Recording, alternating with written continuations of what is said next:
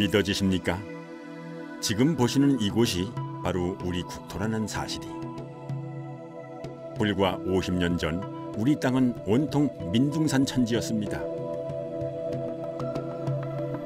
격동의 20세기 그 거센 파도를 온몸으로 버텨낸 우리 산은 생명력을 잃고 더 이상 사람을 품지 못했습니다. 그 절망의 끝자락에서 애국가를 부르며 매일같이 산으로 향한 사람들이 있었습니다. 전부가 다 사람의 노력과 힘으로 다 이루어진 거예요. 우리 힘으로 다 이뤄낸 거예요.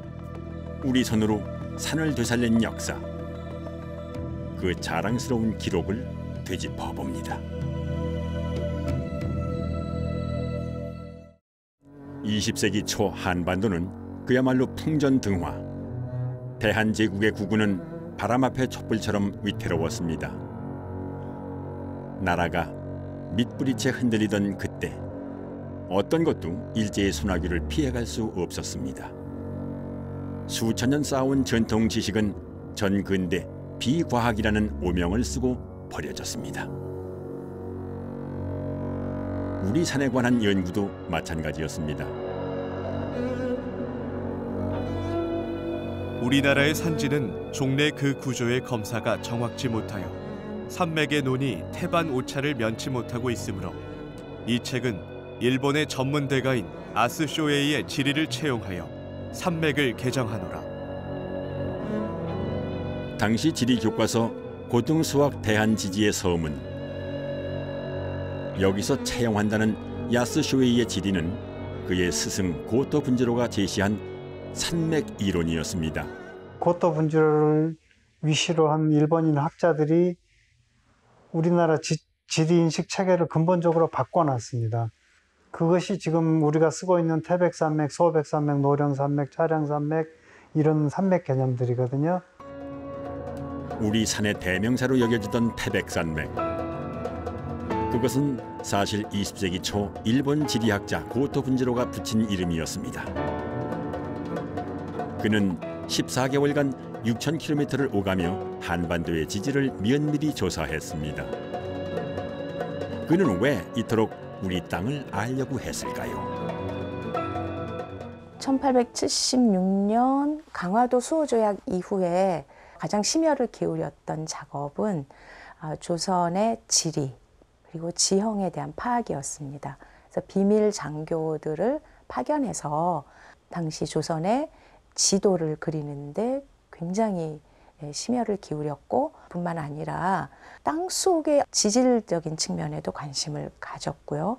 그렇게 해야 그 속에 어떤 광물 자원이 있는지 지하 자원이 있는지를 더 정확하게 파악할 수 있었던 것입니다. 고토 분지로. 그는 일제가 파견한 지리학자였습니다. 산맥지도, 광물 자원의 분포도 등 그의 연구물들은 고스란히 일제의 손에 들어갔습니다. 목적은 국권을 빼앗고 자원을 수탈하는 것. 이 땅에 무엇이 어디에 있는지를 면밀히 알아내서 더 잘 이용하기 위한 연구였습니다. 그는 지질을 분석하여 산맥 체계를 만들고 이름을 붙였습니다. 태백산맥, 차량산맥, 노령산맥. 이 같은 이름들은 모두 100여 년 전 고토 분지로가 지은 것들입니다. 중생대 말에서 신생대 초반에 융기한 편마음, 화강암 산지는 태백산맥. 신생대의 융기한 편마음 산지는 소백산맥이라 불리게 된 것입니다. 지질 구조를 연결한 산맥은 실제 지형과 크게 달랐습니다. 지질이 형성되고 수만 년의 세월이 흐르면서 이미 땅의 형세가 변화했기 때문이었습니다. 자, 우리가 이렇게 땅이 있는데 땅속에 전화선이 묻혀 있어요. 우리가 경계를 느낍니까? 못 느끼거든요. 담장이 있어야지 우리가 경계를 느끼는 겁니다. 산맥 개념은 땅속의 지질 구조를 바탕으로 해서 그려졌거든요. 실제하고 맞지 않죠. 서구 지리학을 토대로 했지만 그 안엔 민족의 정신을 꺾으려는 의도가 숨어 있었습니다. 산맥 체계 하에서 백두산은 낭림산맥의 변두리로 전락했고 신성시되던 산들도 무참히 깎여 나갔습니다. 이 같은 일제의 만행에 분노하고 행동에 나선 사람은 소년 최남선이었습니다. 최남선은 우리나라를 유약한 토끼로 표현한 고토분지로의 토끼 그림에 반박해 포효하는 호랑이 형상의 한반도를 그렸습니다. 그는 제국주의 침략에 맞서 나라를 지켜내기 위해선 민족의 정신을 일깨워야 한다고 생각했습니다. 그가 택한 방법은 출판이었습니다. 조선과학문회라는 것을 조직해서 그때 최남선의 나이가 10대였어요. 10대 청년이었죠. 20살이 채 되기 전의 나이였습니다. 제일 먼저 시작한 것이 한국의 중요한 고적들을 새로 찍고 필사본으로 돌아다니는 것들을 활자로 만들어내기도 했습니다. 민족의식을 고양시킬 수 있는 책들이 가장 먼저 간행의 대상이 됐습니다. 산경표도 그 일환이었습니다. 18세기 지리서 산경표는 1913년 그렇게 다시 발간돼 세상에 드러났습니다. 이 산경표는 우리나라의 산줄기가 어디에서 시작해 어디서 끝나는지를 기록한 표입니다. 산경표가 말하는 우리 산의 출발점은 백두산입니다. 백두산에서 지리산까지 이르는 거대한 기둥줄기를 이름하여 백두대간이라 불렀습니다.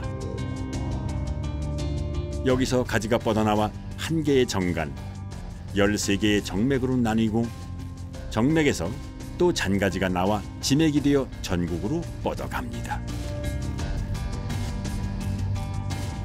백두대간은 한반도에 흐르는 모든 물줄기를 동과 서로 나누고 정맥은 지역의 물줄기를 나눕니다.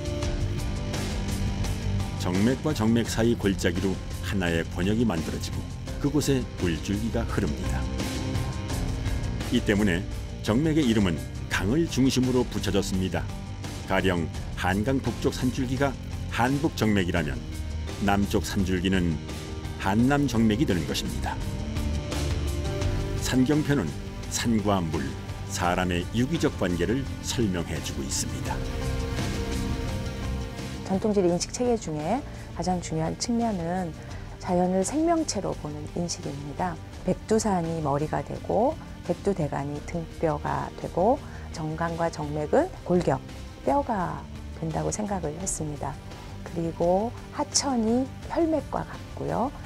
평야가 근육, 그리고 심지어 산에 있는 나무들은 털과 같다, 인체 털옷과 같다라고 하는 표현이 김종호 선생의 글에서도 보입니다.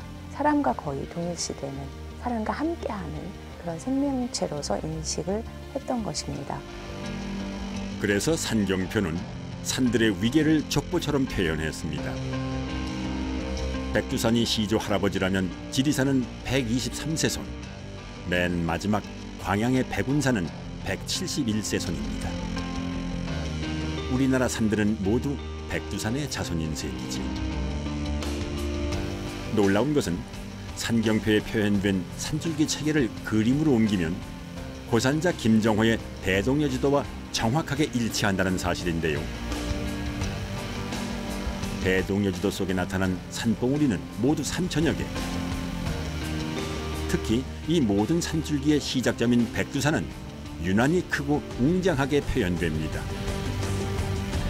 또 그로부터 뻗어내린 중심줄기 백두대간은 다른 산줄기에 비해 굵고 힘있게 그려져 있습니다. 산들의 족보 산경표가 오디오라면 김종호가 그린 대동여지도는 비디오다. 텔레비전이 비디오와 오디오가 기능을 하면서 듣고 눈으로 볼 수가 있다면 산들의 족보인 산경표와 대동여지도를 같이 보면 시청각 교육이 되고 정말 이게 텔레비전입니다. 완성도에. 산경표와 대동여지도에 정립된 우리 전통 지리인식 백두대간. 그것은 걸출한 몇 사람이 이룩한 성과가 아니었습니다. 우리 민족이 오랫동안 쌓아온 지리 정보를 체계적으로 정립한 이론이었습니다. 우리가 살고 있는 모든 생활, 그 인문 지리를 제대로 반영하는 산줄기입니다. 자, 우리가 산줄기에 구획된 경계 안에서 동일한 언어를 쓸 수도 있고 풍습도 있을 수 있고 뭐 집 구조도 있을 수 있고 기후도 있을 수 있고 이런 것들이거든요. 고구려 백제 신라 지도가 경계선이 국경선이 왜 그렇게 됐는지 이런 것들을 이해하는 거 이런 것들이 전부 백두대간을 경계로 해서 이루어지는 것입니다. 산과 함께한 우리 민족의 역사가 반영된 산줄기 백두대간. 그 안에는 지질 구조에 따라 쭉쭉 그어진 선으로는 도무지 담아낼 수가 없는 무언가가 있었습니다. 최남선은 산경표를 재발간함으로써 다시 백두대간을 조명하려 했습니다. 그리고 그것이 민족의식의 회복으로 이어지리라고 믿었죠. 하지만 시간이 가며 그 믿음은 흐려져 갔고 최남선 자신조차 변절의 길을 걷고 맙니다. 그 결과 고토분지로의 산맥이론이 우리 지리체계의 정설로 자리 잡았고 그렇게 우리는 우리 산줄기의 이름 백두대간을 잃어버렸습니다.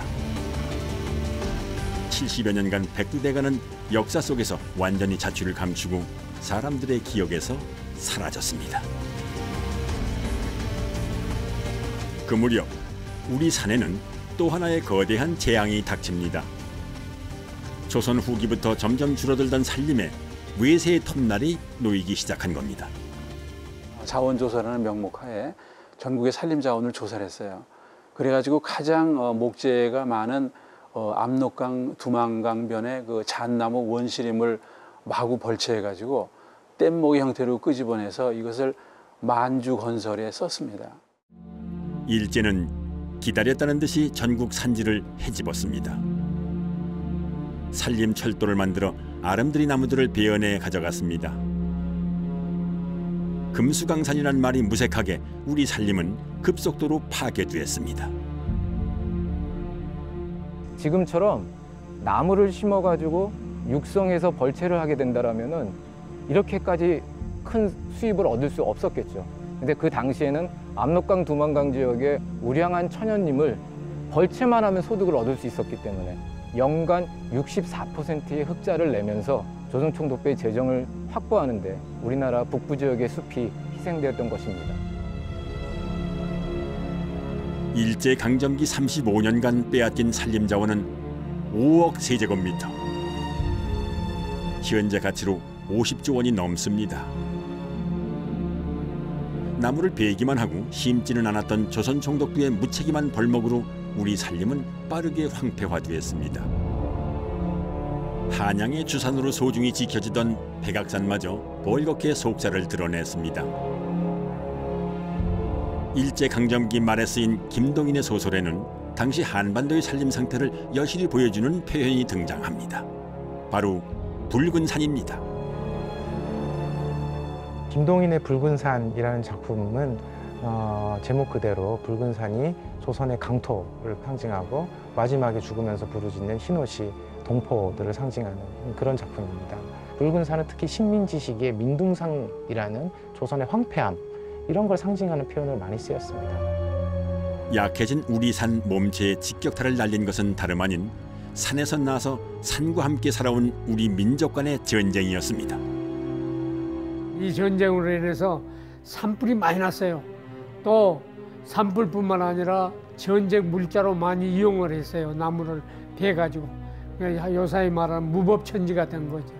그래가지고 누구든지 다 산에 가서 불 놓고 나무 베다가 쓰는 이런 상황이 된 겁니다. 우리 국민도 어려웠지만 우리 국토도 어려웠던 그 시기.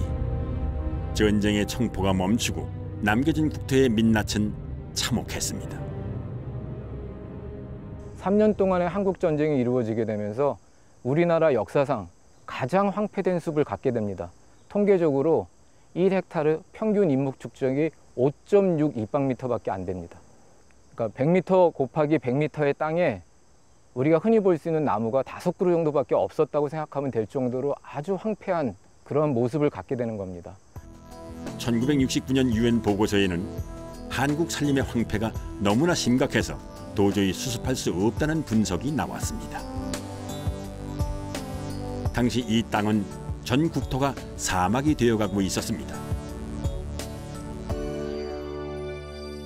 나무 한 그루, 풀 한 포기 없이 완전히 동라지라 그래서 흙이 그냥 노출되어 있는 상태이기 때문에 비가 오면 산사태가 그냥 일어나는 지역. 사막과 같은 황폐지가 68만 헥타였어요, 당시에. 이것은 전국 산림 면적의 10%에 해당합니다. 재건의 희망이라고는 보이지 않는 칠흑 같은 어두움. 산은 더 이상 사람들에게 생명을 주지 못했고 사람들은 헐벗은 산의 마지막 정수까지 짜내려 매달렸습니다. 절대적인 빈곤이 그 이유였습니다. 1960년대에 이르러서도 우리나라 1인당 GDP는 70달러 수준이었습니다. 당장 일궈 먹을 땅이 없는 사람들은 산에 불을 넣어 밭으로 삼았습니다. 산에서 나무를 해다 팔아 근근히 생계를 유지하는 사람도 많았습니다. 산에서 나무 뿌리를 캐다 먹는 사람도 많았습니다. 살기 위해서 나무를 벤 겁니다. 그래서 도벌이라고 하는 그런 이름으로서 말하기는 어려울 정도로 그런 빈곤이 자리 잡고 있었던 겁니다. 그 당시 추운 겨울을 날 수 있는 방법은 주변에 있는 나무를 벌채해서 땔감으로 사용할 수밖에 없었다는 거죠. 황폐한 산은 갖은 재앙을 불러왔습니다. 비만 오면 홍수가 났고 농경지는 쓸려갔습니다. 산이 물을 저장하지 못하니 조금만 가물어도 심각한 가뭄이 찾아왔습니다. 산이 점점 사막화되자 삶은 비참해져 갔습니다. 그제야 모두가 푸른 산의 빈자리를 뼈저리게 느꼈지만 잃어버린 푸른 산을 되찾기란 결코 쉽지 않았습니다. 산이 없는 삶은 고통 그 자체였습니다. 산이 황폐하게 되면은 홍수, 가뭄, 논밭의 매몰, 물 부족, 식량 부족, 인간이 궁핍해지고 이걸로 인해서 민족 문화가 말살될 정도에 이르기 때문에 산이 살아야 사람이 사는 것입니다. 지금은 딴 세상 일처럼 들리는 이야기. 그러나 지금도 이 같은 고통을 겪는 사람들이 있습니다. 한반도의 8배에 달하는 크기, 끝없이 펼쳐진 초원 위로 13세기 세계를 호령한 징기스칸의 숨결이 살아있는 나라 몽골입니다. 우리에게 몽골은 동물들이 뛰노는 아름다운 초원과 무수한 별들이 하늘을 가득 메우는 신비의 땅으로 알려져 있습니다.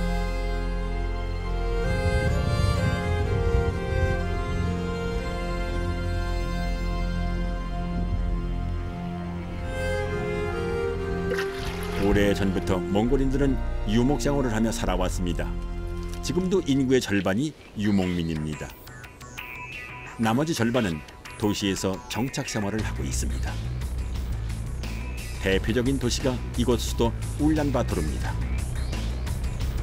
애초에 10만 명이 살도록 지어진 계획도시. 그러나 인구가 점점 늘어나서 지금은 140만 명이 북적대며 살아가고 있습니다. 몽골 인구가 총 250만이니 이곳에 국민 절반 이상이 모여 사는 셈이죠. 울란바토르 변두리에는 판잣집들이 빼곡합니다.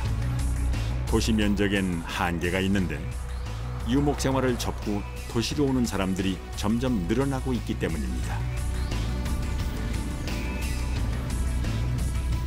몽골 남고비 사막 인근에서 유목민 덥던 씨를 만났습니다. 덥던 씨 가족은 계리에서 염소와 양을 치며 살아갑니다. 양과 염소의 젖을 짜서 유제품을 만들고 봄이 오면 염소 털을 잘라 팝니다. 이들은 오래전 선조가 물려준 생활 방식을 지금도 고수하고 있습니다. 가축을 먹이기 위해 초원에 기대어 살아가는 유목민들은 누구보다 몽골 땅의 변화를 피부로 느끼고 있었습니다. 덥던 씨는 우리에게 초원의 현실을 말해 주었습니다. хавар намрын өдрөлд одоо хавар намрын өдрөлд их одоо мод зодгүй ийм одоо эссэн хоолой ийм газруудаар бол эрс мэдрэгдэн. Тэгээ дээр үед бол ерөөсө газар сайгүй ямар ч байсан одоо байга газраа одоо одоо нэг 5-10 км нүүдэллээд ингээд болж исэн. Одоо бол тийм биш. Манайх бол одоо энэ харагдаж байгаа уулсын цаанаас 100 орчим километрээс энд ирж болж байгаа. 유목민들이 느끼는 사막화는 생각보다 심각했습니다. 덥던 시내 기르 주변에서도 그 흔적을 발견할 수 있었는데요.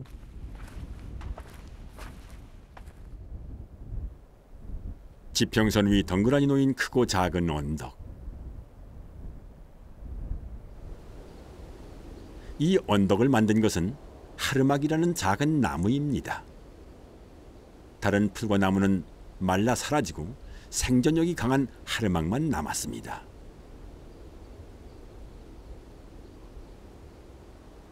바람이 불어 모래가 날릴 때 걸리는 것이라고는 이 하르막밖에 없으니 하르막을 중심으로 언덕이 만들어졌습니다. 얼핏 무덤처럼 보이는 이것은 어쩌면 초원의 무덤일지도 모릅니다. 세계 사막 면적은 지구 육지의 3분의 1가량. 지금도 지구는 빠르게 사막화되고 있습니다. 매년 한반도만큼의 땅이 사막으로 변하고 있습니다.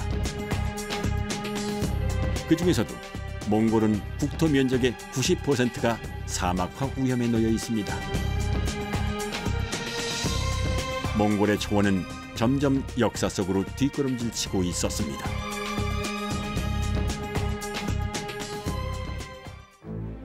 하지만 비단 이들만의 이야기는 아닙니다. 불과 50년 전 우리도 기대어 살던 푸른 산을 잃고 고통의 나날을 보냈습니다. 그렇다면 우리는 어떻게 지독한 사막화의 굴레를 끊고 지금의 푸른 산을 회복할 수 있었을까요? 국토의 70%가 산인 나라 이 땅 대한민국. 죽은 산에 기대서는 사람도 살 수 없었습니다. 바람이 불면 모래가 날리고 보슬비만 내려도 홍수가 날 만큼 심각한 사막화를 겪은 우리 산. 사람들의 삶을 정상 궤도에 올려놓기 위해 무엇보다 시급한 것은 사방사업이었습니다. 사방사업이란 땅에 흙과 돌이 흘러내리지 않도록 토양을 고정시키는 작업입니다. 이때 가장 도움이 된 것은 유엔이 보내준 구호물자였습니다. 우리가 밀가루 사방이란 말이 있어요. 그게 1960년대, 70년대에 농민들을 동원해서 사방 사업을 할 때 하루 종일 일하면 밀가루 한 대박을 줬습니다. 미국에서 원조 받아갖고 밀가루 주면서 막 사방 사업 많이 쉬고 그랬었어요. 가끔 뭐 옛날에 어린애들 어른 할 거 없이 먹고 살기 힘드니까 그거 나오면 뭐 밀가루 막 하루 몇 킬로씩 주니까 너도 나도 할 거 없이 많이 나왔었어요. 당장 먹을 양식도 부족했던 시절 사람들의 호응은 뜨거웠습니다. 하지만 그것도 한때였습니다.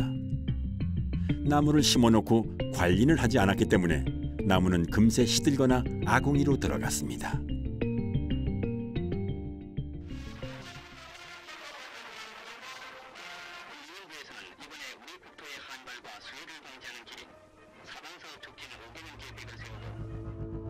그렇게 이승만 대통령이 집권한 12년 동안 나무 28억 그루를 심고 19만 헥타르의 사방사업을 실시했지만 성과는 미비했습니다.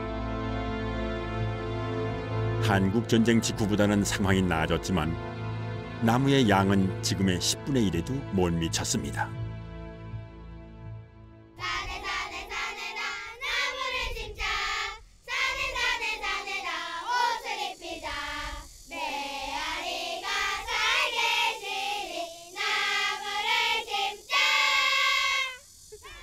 벌거벗은 민둥산에 푸른 나무옷을 입히자고 노래하는 아이들. 시간이 갈수록 이 사막화의 굴레를 끊어내자는 국민적인 공감대가 만들어졌습니다. 본격적인 변화는 1961년부터 시작됐습니다.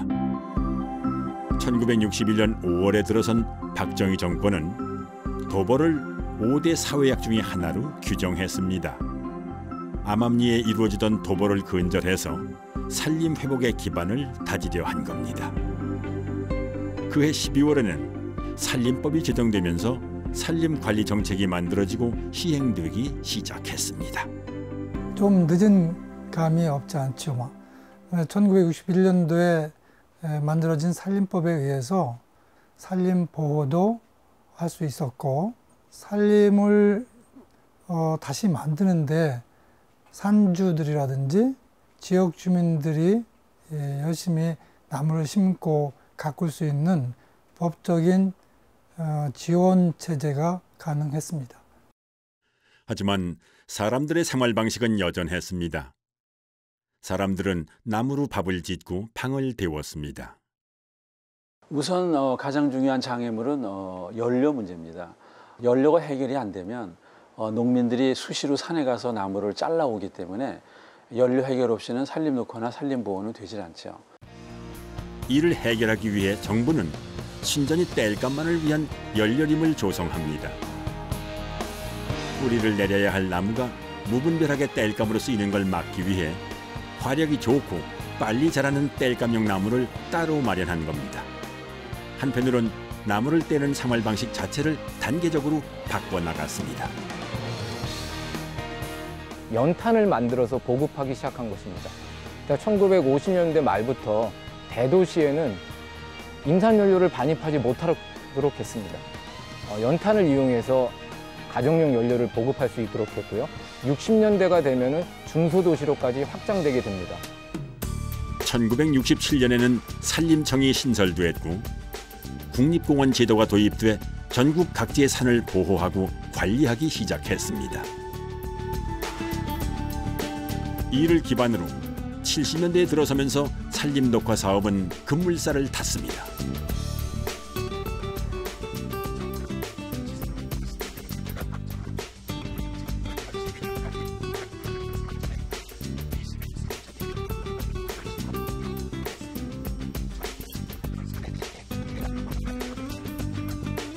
(1973년에는) 제1차 치산녹화 10개년 계획이 시작됐습니다. 전국에서는 나무 심기 붐이 일었습니다. 나무를 심고 묘목의 생육 상황까지 점검하는 건목 제도를 통해 어린 묘목들이 자랄 수 있는 환경을 조성했습니다. 결과는 대성공이었습니다. 1973년부터 10년간 했던 1차 계획의 목표를 6년 만에 달성해낸 겁니다. 그 당시 나무를 심은 면적이 108만 헥타르. 뒤이어 2차 계획이 시행됐고 그 결과가 바로 지금 우리 땅을 뒤덮고 있는 첩첩의 푸른 산입니다.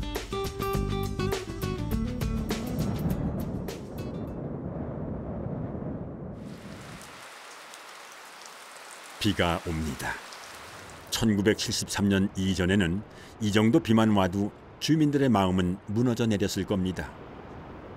좀만 비해도 계곡이 돼가지고 져가지고 마을에 큰 물이 비 좀 한 100mm 이상만 왔다면 그때는 마을에 수해가 있었어요. 불과 40년 전 이곳 포항 영일만 역시 민둥산 신세였습니다. 홍수와 가뭄은 흔한 일상이었습니다. 푸른 산이라곤 상상조차 할 수 없었던 그때 그 시절. 지금은 비가 오잖아요. 마유가도 걱정을 크게 안 합니다. 왜냐 이 사바이 잘 되다가 보니까네. 지금은 사방기념공원으로 꾸며진 이곳 영일만은 우리나라 산림녹화 역사에서 기념비적 장소로 꼽힙니다. 원래 영일만은 나무가 자라기 어려운 곳으로 악명이 자자했습니다. 우리나라에서 사방사업이 시작된 이래 70년 동안 이 지역을 녹화하기 위해 50차례에 걸쳐 사방사업을 시행했지만 모두 실패에 그쳤습니다. 대부분이 토지가 이암지입니다. 진흙가 같은 곳이기 때문에 비가 오면 흙처럼 다 진흙처럼 쓸어 내려오고요. 비가 안 오면 딱딱하게 굳어서 금이 갈 정도로. 오래전 이곳은 바다였습니다. 지금의 토양에도 염분이 남아 있습니다. 설상가상으로 강수량은 연평균 900mm로 전국에서도 가장 건조합니다. 토양도 기후도 최악의 조건이었습니다. 오늘은 당시 사방 현장을 관리 감독했던 산림 공무원 임일재 선생과 함께 영일만을 찾았습니다. 언제 그랬냐는 듯 녹음을 자랑하는 영일만을 보면 그는 언제나 가슴이 벅차오릅니다. 한말로 얘기하면 감개무량합니다. 이 이상 더 흡족할 수가 없지요. 여러분들은 지금 이거 옛날부터 뭐 이렇게 프로게 되는 거 아니냐 이렇게 생각할지 모르지만 나는 늘 자랑스럽게 생각합니다. 하루하루가 전쟁 같았던 그 시절, 이곳은 제1차 치산 녹화의 시작점이었습니다. 이곳 영일만은 국제 항공기가 들어오거나 지나갈 때 한국으로 들어오는 첫 관문, 당시 외국인 방문객이 비행기에서 내려다보는 우리 국토의 첫인상은 벌거벗은 민둥산이었습니다. 한국에 들어오는 비행기는 스튜어디스가 여기가 대한민국이라 소리 안 해도 창으로 내다보면 민둥산이 같으면 아 이거 한국에 도착했구나 그래야 알 정도로 하니까 그 나라의 수치지요. 당시 국민들에게 이곳 영일만은 황폐한 우리 산의 상징이자 금수강산 회복을 위해 뜨는 희망의 첫 삽이었습니다. 문제는 토질이었기에 산의 새로운 흙을 이식해야 했습니다. 멀리서 좋은 흙을 가져와 지게에 지고 산을 올랐습니다. 물도 비료도 모두 등짐으로 날랐습니다. 벼랑에 줄을 타고 내려가 묘목을 심었습니다. 그 당시는 손 외에는 등짐 아니면은 딴 방법이 없어요. 이런 그 산에 뭐 경운기가 올라갈 일도 없고 전부 사람의 지게로 모든 자재 등짐으로 지게에 지고 올라가고 내려가고 했으니까 죽을 지경이죠. 왜 뭐 불쌍한 정도죠. 사람들의 노력은 눈물겨웠습니다. 다시 잘 살아보겠다는 금수강산을 되찾아야 한다는 절박함이 없었다면 불가능한 일이었습니다. 우리가 아무리 관에서 하고 싶어도 그 주민이 참여하지 않으면 안 된다. 국민 스스로가 더 우러나는 산을 갖고 와야 되겠다. 이런 그 결심이 아니면은 여기 일 하나 안 나옵니다. 일제강점기에도 수십 차례 실패했던 영일만 복구에 성공하면서 우리가 얻은 건 희망이었습니다.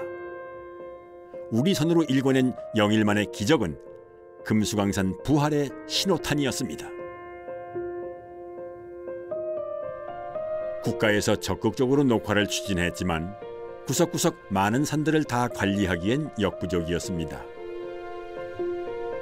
특히 전체 산림의 4분의 3이 사유림인 상황에서 산을 소유한 산주들의 도움은 필수적이었죠. 이들 중에서도 유별나게 노력한 독림가들이 있었습니다.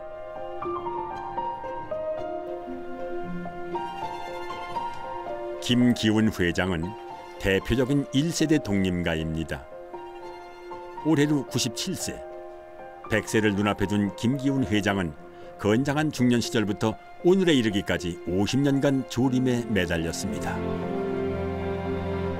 그는 한 제약회사의 창업주이자 명예회장입니다. 그가 처음 조림을 시작한 것은 1968년이었습니다. 그때는 이제 산에 가서 민둥산이 돼가지고 나무 하나도 없어요. 나도 좀 힘을 내서 좀 조력을 좀 해야 되겠다 해서 산을 구해봤어요. 바로 그가 강진군 칠양면 명줄입니다. 강진군 칠양면 명줄이 초당림입니다. 전체가 총 960헥타르, 개인이 조성한 전국 최대의 인공숲입니다. 초당림에 들어서면 하늘을 향해 곧게 솟은 440만 그루의 나무가 빼곡합니다. 하지만 이 산도 원래는 이름 없는 황폐지에 불과했습니다.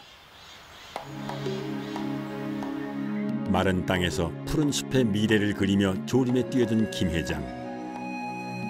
부푼 마음으로 시작했지만 결코 쉽지가 않았습니다. 처음 민둥산을 사서 막대한 자금과 인력을 투자해 나무를 심었지만 나무의 절반 이상이 죽어버린 겁니다. 조림에 대한 전문 지식이 부족했던 탓이었습니다. 수종 선택부터 입지 선정, 식재와 관리까지 모든 것이 처음이었고 가뭄과 추위 앞에서 어린 묘목은 무방비 상태였습니다. 막대한 투자는 헛수고로 돌아갔습니다.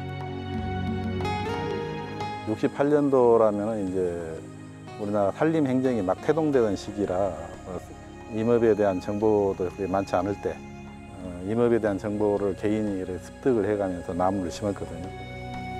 지도해줄 만한 사람도 보고 배울 선례도 없던 당시 김기훈 회장은 갖은 시행착오를 겪으며 스스로 선례가 되어야 했습니다. 그리고 그는 자신이 겪은 모든 시행착오들을 기록으로 남겼습니다. 사소한 실수마저도 기록했습니다. 그 기록이 후대에게는 귀한 재산이 되리라 믿었기 때문입니다. 그토록 많은 자금과 정성을 들였건만 계속된 가뭄과 겨울 한파로 수많은 묘목들이 죽었다. 산의 북향에는 추위에 강한 편백을 심었어야 하는데 추위에 약한 대다수 나무를 심었던 게 결정적인 잘못이었다. 가장 무서운 것은 산불이다. 10년간 온갖 정성으로 심은 나무들이 까맣게 불탔다. 내 몸에 상처를 입고 화상을 입은 것보다 더 아프고 쓰라렸다.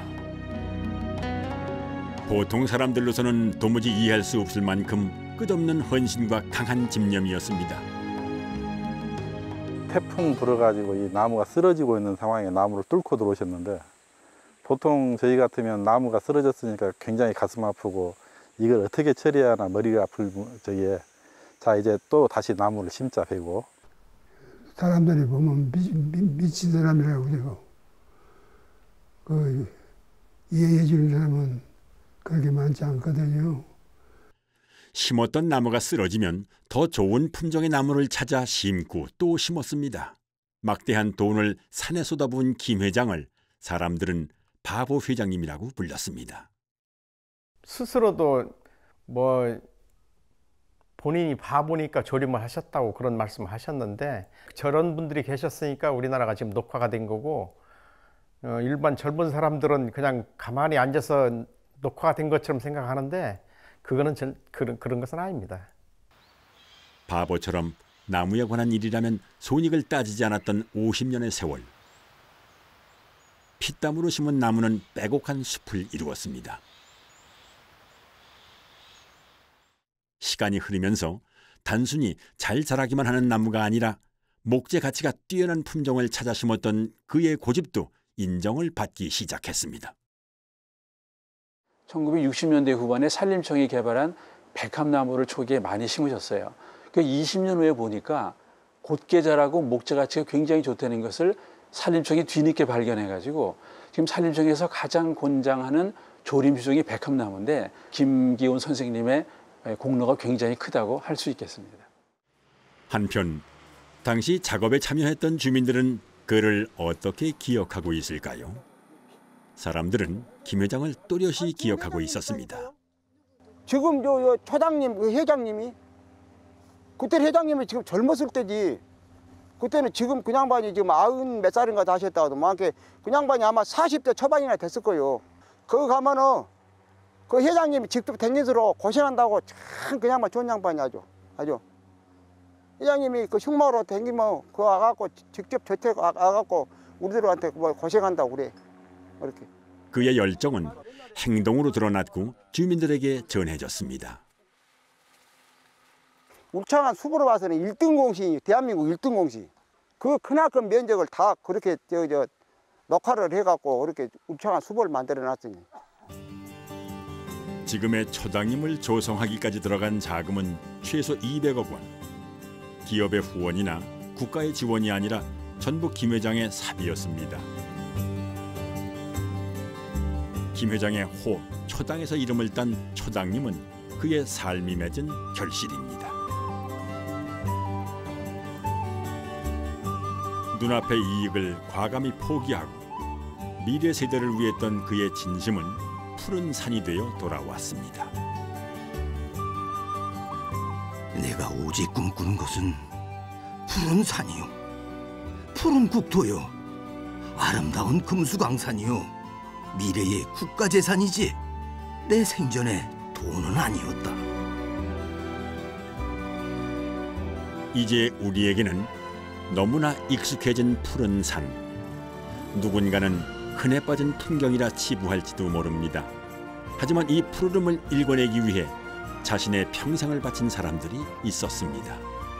그래서 가능한 일이었습니다. 몇 사람의 외침이나 정책으로는 어림도 없는 일이었습니다. 가난한 나라 살림에 충분한 보상을 기대할 수도 없었고 사업 초기에는 임금을 못 받을 때도 많았습니다. 어떻게 해서 임금도 안 받고 그렇게 큰 일을 해낼 수 있느냐 하는 문제가 종종 나와요. 그때는 우선 국가 일이니까 봉사정신으로 전부 다 매달렸어요.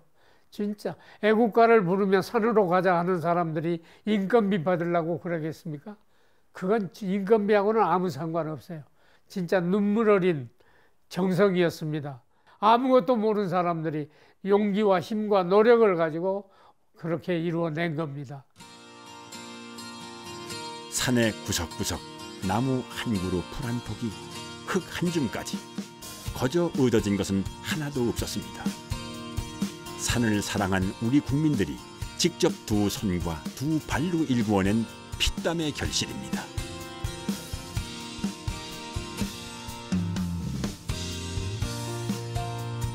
때는 90년대 초반, 산악인 신영철은 그날의 충격을 고스란히 기억합니다.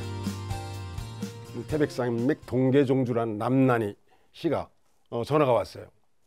선배, 내가 했던 태백산맥은 가짜였어. 이게 진짜야. 그 말에 쇼크를 얼마나 받았는지 몰라요. 산악계 후배 남난희의 전화였습니다. 지리산 기슭에 살고 있는 남난희 씨. 그녀는 대한민국 대표 여성 산악인입니다. 여성으로는 세계 최초로 히말라야 강가 푸르나에 올랐고 소위 금녀의 벽이라 불렸던 설악산 토왕성 빙벽폭포 350m를 등반했습니다. 그녀의 산행은 거침이 없었습니다. 1984년 1월 1일 겨울에는 홀로 태백산맥 종주를 시작했고 76일간 눈밭에서 먹고 자며 최초의 태백산맥 종주자라는 타이틀을 얻었습니다. 태백산맥 산행기를 하얀 능선의 서면이라는 책으로 펴내기도 했습니다. 등반 일수가 이제 하나하나 길어지면서 큰 물줄기가 산 앞에 딱 가로막았을 때 이게 도대체 뭔가 백두대간을 직접 걷고 직접 뭐 계측도 하고 하면서 우리가 학교 다닐 때 배웠고 그렇게 알고 있었던 그 산줄기가 우리의 산줄기가 아니라는 거에 대한 분노. 한치의 의심 없이 태백산맥을 우리 산줄기로 믿고 종주했던 남난희로서는 충격적인 발견이었습니다. 태백산맥은 거짓말입니다. 아예 우리나라 그렇게 생기지 않았어요. 이 산이 태백산맥이다 하고 얘기를 듣고 이 산에서 A산에서 B산, C산으로 가다 보면 한강을 건넙니다. 그게 산줄기는 아니죠. 그건 화상입니다. 백두대간은 실제적인 산줄기입니다. 우리나라가 그렇게 생겼어요. 이건 어떤 감성적인 문제가 아니고요. 근본적인 지리인식, 우리나라 지형을 이해하는 도구의 근본적인 차이지요. 일제강점기 때 일본 지리학자 고토 분지로가 제시한 산맥 개념. 그것은 실제 산줄기와는 다른 땅속의 지질 구조선을 기준으로 한 개념이었습니다. 그런데 태백산맥 개념이 광복 이후 50년이 지난 그때까지도 이어졌던 겁니다. 반면 우리 산줄기 책의 백두대간은 완벽하게 역사 속에서 사라져 있었습니다. 사라진 백두대간이 다시 세상에 드러난 데에는 한 남자의 운명적인 발견이 있었습니다.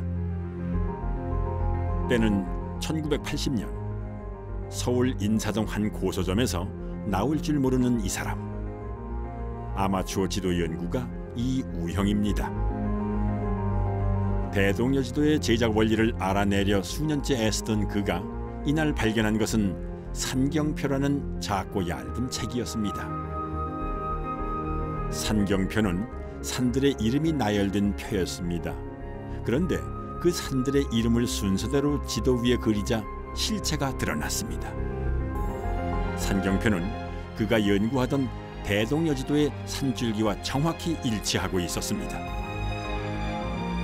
이 양반은 이걸 얼마나 이분이 이걸 가지고 귀하게 생각하고 고맙게 생각했느냐면 끌안고 잤대요. 바로 이거야.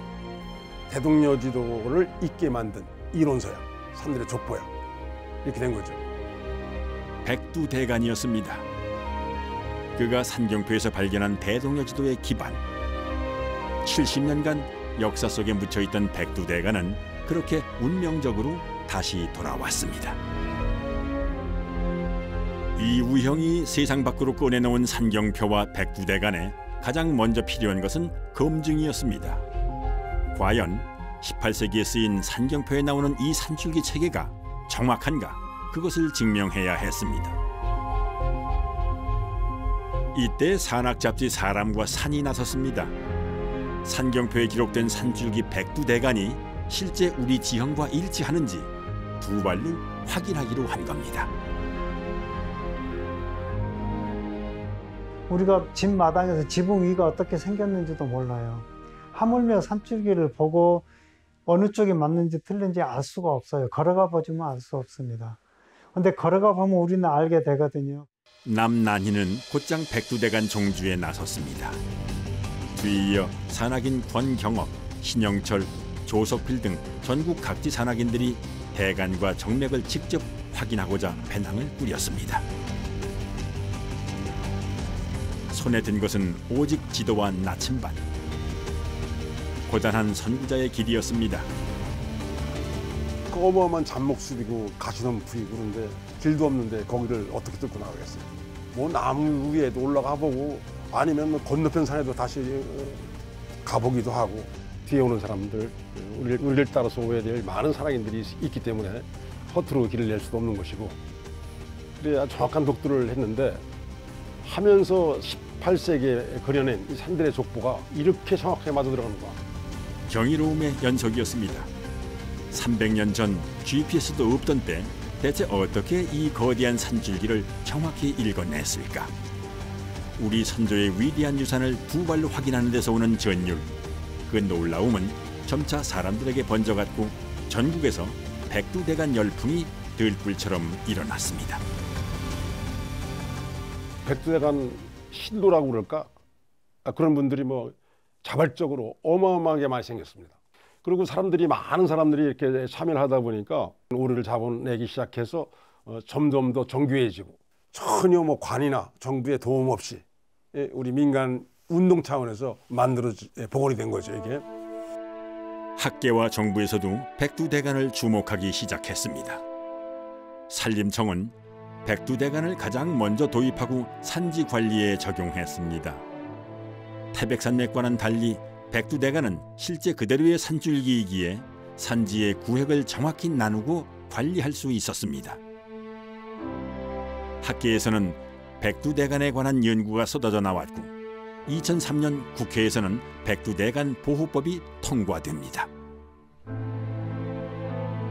하지만 아직도 우리 산줄기를 태백산맥으로 아는 사람이 많습니다. 오랫동안 교과서에서 태백산맥만을 가르쳐왔기 때문인데요. 교과서가 개정되면서 백두대간과 산경표를 가르치기 시작한 것은 2000년대 초반이었습니다. 1908년 대한고등소학지지 이후로 거의 100년간 교과서에서 태백산맥만을 가르쳐온 겁니다. 사실상 일제강점기 때 대학에 지리학과가 없었습니다. 지리학과의 설치를 용납하지 않았고요. 그래서 일제강점기 동안 지리학자의 양성이 없었습니다. 그래서 상당 기간 동안 지리학의 공백기가 있었다고 할 수 있습니다. 그렇기 때문에 어떻게 보면 민간에서 더 먼저 전통 지리인식의 회복이라는 얘기들을 꺼내게 되었고, 그 부분들이 오히려 이제 학계 쪽에 영향을 미친 것으로 생각이 됩니다. 사라졌던 우리 산줄기는 그렇게 우리 품으로 돌아왔습니다.